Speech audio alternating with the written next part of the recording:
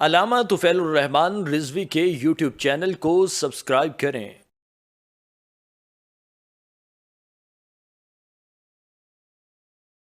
ناظرین کرام، وہ کسی نے بڑا پیارا جملہ ارشاد فرمایا کہ اسلام کی تبلیغ و اشاعت جتنی آج ہے اتنی پہلے کبھی نہ تھی، اور یہ بھی بات درست ہے کہ جتنی بے اثری اس تبلیغ اور اشاعت میں ہے آج سے پہلے کبھی نہ تھی۔ پہلے تبلیغ کم تھی لیکن اس میں اثر تھا، آج تبلیغ زیادہ ہے، اشاعت زیادہ ہے لیکن اثر ختم ہو چکا ہے۔ اس کی وجہ یہ ہے کہ آج ہم خود اپنے اعمال سے عاری ہو چکے ہیں، ہماری زبانیں تو کہتی ہیں لیکن عمل اس پر نہیں ہوتا۔